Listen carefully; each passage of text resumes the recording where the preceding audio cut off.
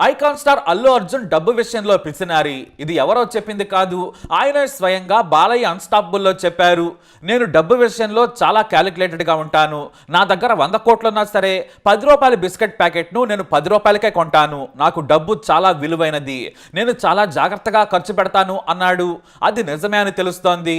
ఎందుకంటే నాకు డబ్బు విషయం కాదు, నేను ఎంత కావాలంటే అంత ఇస్తానన్న రేంజ్లో చెప్పాడు అర్జున్. అంతేకాదు తండ్రి అరవింద్ కూడా బాధిత కుటుంబానికి డబ్బు ప్రకటించామన్నాడు. కానీ ఇప్పుడు డబ్బు ప్రస్తావన ఎందుకన్నాడు? ఇక చిన్నారికి సాయం చేసేందుకు నేను నిర్మాతలు దర్శకుడు కలిసి ముగ్గురం వాటాలు వేసుకుని సాయం చేద్దామనుకుంటున్నాం. 1 కోటి రూపాయలైనా ట్రస్ట్ ఏర్పాటు చేద్దామనుకుంటున్నామని చెప్పాడు. కానీ రూపాయి కూడా ఇవ్వలేదు అల్లు అర్జున్. మళ్ళీ నాకు ఫ్యాన్స్ అంటే ప్రాణమని చెబుతాడు. కానీ చిన్నారి అభిమాని చావు బ్రతుకుల్లో ఉంటే పట్టించుకోలేదు. ఆ చిన్నారి తల్లి చనిపోయినా మాటలే చెప్పాడు, సాయం వరకు వెళ్ళలేదు. ఇక సీఎం విమర్శలతో పాటు పోలీసులు అల్లు అర్జున్ చేసిన తప్పిదాలను వీడియోలతో సహా నిరూపించడంతో నాలుగు ఖర్చుకున్నారు. హీరో అల్లు అర్జున్కు కాలు విరిగిందా, కన్నుపోయిందా, కిడ్నీలు పాడయ్యాయా అని సీఎం రేవంత్ రెడ్డి ఫైర్ అయ్యారు. ఎందుకు ఆయన్ను పరామర్శించారు? చనిపోయిన మహిళ కుటుంబాన్ని మాత్రం ఎవరూ పట్టించుకోలేదు. కానీ అల్లు అర్జున్కి ఏదో అయిపోయినట్టు ఆయన ఇంటికి క్యూ కట్టారన్నారు సీఎం రేవంత్ రెడ్డి. ఇక సోషల్ మీడియాలో కూడా తీవ్ర విమర్శలు రావడంతో సినిమా నటులు, నిర్మాతలు చిన్నారి శ్రీతేజ్ కుటుంబాన్ని పరామర్శించేందుకు క్యూ కట్టారు. చివరకు మంత్రి కోమటిరెడ్డి సమక్షంలో మైత్రి మూవీస్ నిర్మాతలు 50 లక్షల ఆర్థిక సాయాన్ని అందించారు. ఇక అదే మెగాస్టార్ చిరంజీవి తమ అభిమానులకు సాయం చేసిన విషయాన్ని మనం చెప్పాలంటే ఒక రోజు పట్టుద్దేమో. ఆయన కనీసం చెప్పుకోరు కూడా. కానీ ఎంతో కొంత వెంటనే సాయం చేసేస్తారు. అవసరమైతే వెళ్ళిపోతారు, పరామర్శిస్తారు. ఎన్ని తప్పులున్నా గొప్పలున్నా మంచి మనసులో కూడా మెగాస్టార్ అనిపించుకున్నారు మెగాస్టార్ చిరంజీవి. 1-2 వేల సార్లు ఆయన సాయం చేశారు. అభిమానుల మరణం మాత్రమే కాదు, ఆరోగ్యానికి, పెళ్లిళ్లకు కూడా సాయం చేశారు. ఇప్పుడే కాదు, తాను హీరోగా ఎదుగుతున్నప్పుడు కూడా ప్రజలకు తన వంతు సాయం చేయడంలో ముందుండేవారు ఆయన. ఇక బాలయ్య కూడా ఈ మధ్య చిరంజీవితో పోటీ పడుతున్నారు. ఇది పోలిక కోసం చెప్పడం కాదు, అభిమానులను కేవలం స్వార్థం కోసం వాడుకుంటున్న వారి నీచపు మనసును బట్టబయలు చేయడమే ఉద్దేశం. నాకు అభిమానులంటే ప్రాణం అంటారు ఒకరు, కానీ ఆయన ప్రాణం పోతే చేసిందేంటి? సరిగ్గా 16 ఏళ్ల క్రితం మెగాస్టార్ చిరంజీవి ప్రజారాజ్యం పెట్టిన సమయంలో రాష్ట్రమంతా తిరుగుతున్నారు. ఆయన మీద ఎన్నో విమర్శలు, దాడులు చేసినా కూడా పట్టించుకోలేదు. సహనంతో పర్యటించేవారు. కొన్ని గ్రామాల్లో ప్రజారాజ్యం జెండాలు కూడా పెట్టనివ్వకుండా కాంగ్రెస్, టీడీపీలు నాడు కుట్ర చేశాయి. అయినా కూడా మెగాస్టార్ వివాదాల జోలికి వెళ్ళలేదు. మెగాస్టార్కు కూడా సరిగ్గా తన కోసం ప్రాణమిచ్చే అభిమానుల మరణం ఎదురైంది. అప్పుడు మెగాస్టార్ ఎలా హ్యాండిల్ చేశారో కనీసం అల్లు అర్జున్ తెలుసుకుంటే బాగుండేది. 2009 ఫిబ్రవరి 10న మొదటిసారి ప్రజారాజ్యం పెట్టిన తర్వాత గుంటూరు పర్యటనకు వెళ్లారు. మెగాస్టార్ పార్టీ పెట్టడమే కాదు, తమ ప్రాంతానికి వస్తూ ఉండడంతో పార్టీలు, ఇతర హీరోల అభిమానులు అనే తేడా లేకుండా వేలాది మంది మెగాస్టార్ను చూసేందుకు వచ్చేసేవారు. ఆయనకు అడుగడుగునా నీరాజనం పట్టారు. గుంటూరులో ప్రెస్ మీట్ పెట్టిన చిరంజీవి ఆహ్లాదంగా మీడియాతో మాట్లాడారు. ఇతర పార్టీల మీద సునిశిత విమర్శలు చేసిన చిరు ఆ తర్వాత పర్యటనకు బయలుదేరారు. ఎక్కడ చూసినా జనమే, ఎటువైపు చూసినా బ్యానర్లు, పోస్టర్లు కనిపించాయి. అయితే సరిగ్గా నారాకోడూరు అనే గ్రామానికి చేరుకున్నారు ఆయన. అక్కడ కనీసం ఒక్కటంటే ఒక్క బ్యానర్ కూడా లేదు. ఆరా తీస్తే అదంతా టీడీపీ వర్గం అని తేలింది. అయినా కూడా జనం చిరంజీవి కోసం బయటకు వచ్చారు. ఆ గ్రామం నడిబొడ్డులో ఎన్టీఆర్ విగ్రహం కనిపించింది. ఆ విగ్రహానికి నివాళులు అర్పించారు. ఆ తర్వాత తెనాలి దగ్గరలోని చక్రాయపాలెం వెళ్లాలనుకున్నారు. ఆ గ్రామంలో కూడా అంతే. కాంగ్రెస్, టీడీపీ స్థానిక నేతలు ప్రజారాజ్యంకు మద్దతు ఇవ్వద్దని బెదిరించారు. కొన్ని బ్యానర్లు కూడా తొలగించారు. కానీ ఆ గ్రామంలో 2 వీరాభిమానులు ఉన్నారు. వాళ్లే అడుసుమిల్లి పూర్ణచంద్రరావు, ఆలా బ్రహ్మం. వీళ్ళిద్దరూ కూడా బాబా బావమరుదులు. మెగాస్టార్ చిరంజీవికి వీరాభిమానులు. ఎవరు చెప్పినా సరే ప్రజారాజ్యమే మా పార్టీ అని తేల్చారు. ఆ తర్వాత మరికొంతమంది స్థానిక కుర్రాళ్లకు సమాచారం ఇచ్చారు. దీంతో మెగాస్టార్కు ఘనంగా స్వాగతం పలకాలి, ప్రజారాజ్యం సత్తా చూపించాలనుకున్నారు. చివరికి ఎదురుగా కొంతమంది కుర్రాళ్లతో బైక్ మీద ర్యాలీగా బయలుదేరారు. అయితే వేగంగా వస్తున్న క్రమంలో బైకులు స్కిడ్ అయ్యాయి. దీంతో జారిపడ్డారు. తలలు దగ్గరలోని కల్వట్టుకు తాకాయి. అంతే, పాపం ఇద్దరు అక్కడికక్కడే మరణించారు. ఈ విషయాన్ని అంత హోరులో కూడా టీవీలను చూసిన కొంతమంది మెగాస్టార్ చెవిలో చెప్పారు. ఆయన వెంటనే మైకులో విషయం చెప్పారు. నా కోసం వస్తున్న అభిమానులు ప్రాణాలు కోల్పోయారు. నా గెలుపును చూడాలనుకున్న వారు చనిపోయారు. వారి కుటుంబాలు కన్నీళ్లతో ఉన్నాయి. నేను వారి కన్నీళ్లను చూస్తూ ప్రచారం చేయలేను అని వెంటనే రోడ్ షో రద్దు చేశారు. సరాసరి గ్రామానికి చేరుకున్నారు. ఒకే కుటుంబానికి చెందిన 2 అభిమానులు చనిపోవడంతో ఆయన వారి మృతదేహాలను చూసి కన్నీళ్లు పెట్టుకున్నారు.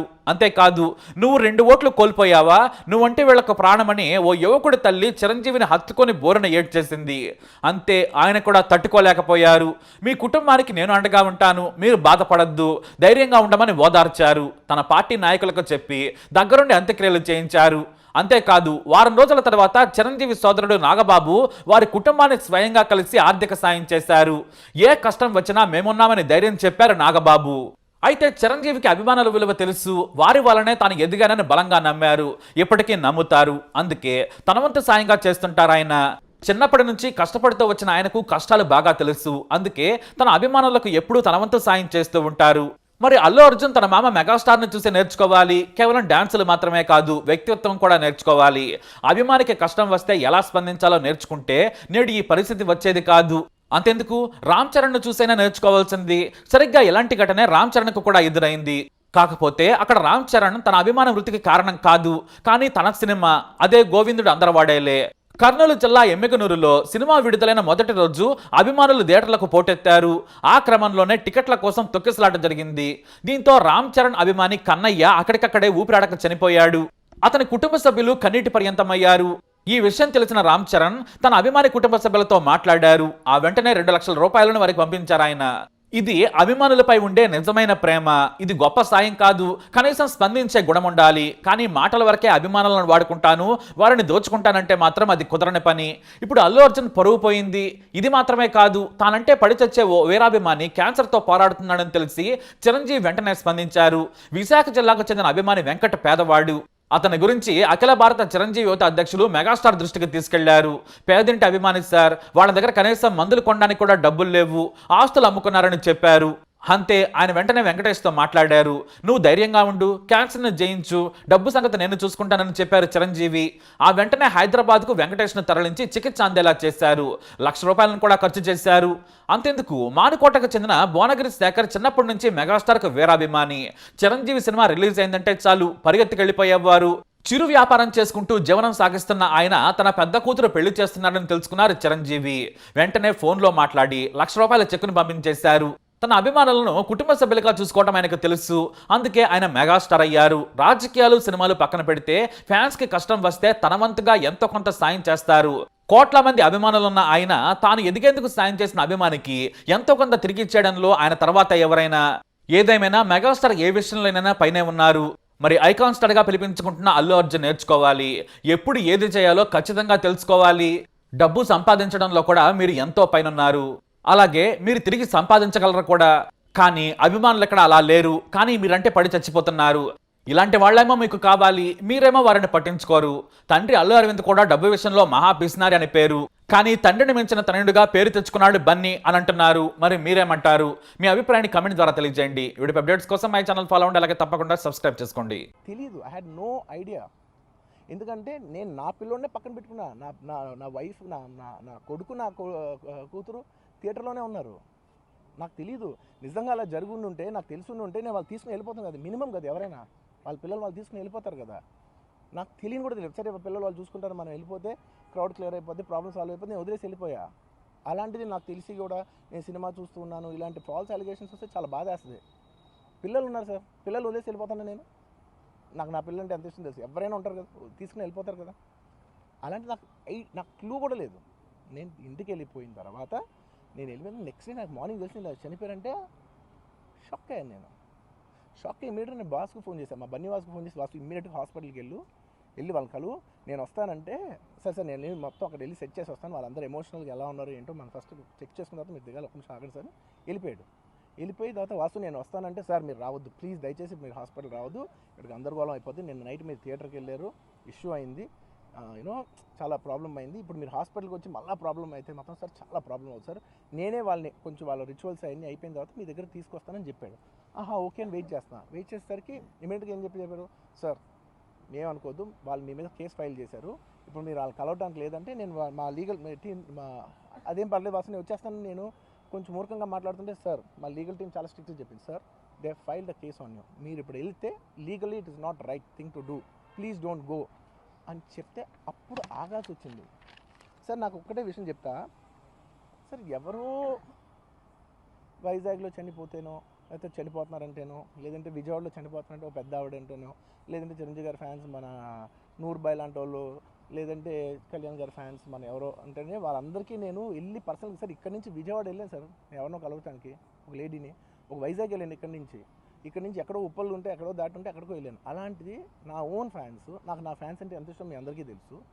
అలాంటి నా ఓన్ ఫ్యాన్స్ నా ఓన్ థియేటర్లో నేను ఉన్న ప్రెమిసెస్లో అలా జరిగిందంటే నేను వెళ్ళి కలవనాలని, వాళ్ళు కలవాలి నాకు ఉండదా? అది మినిమం కదా. అసలు ఎవడైనా వెళ్ళి కలుస్తుంది, ఎందుకు కలవను నేను కలవపడడానికి ఓన్లీ రీజన్ ఏంటంటే I'm legally I'm tired, I can't go. అంత మాత్రం నేను స్పందించలేదు అని అనడానికి కూడా లేదు.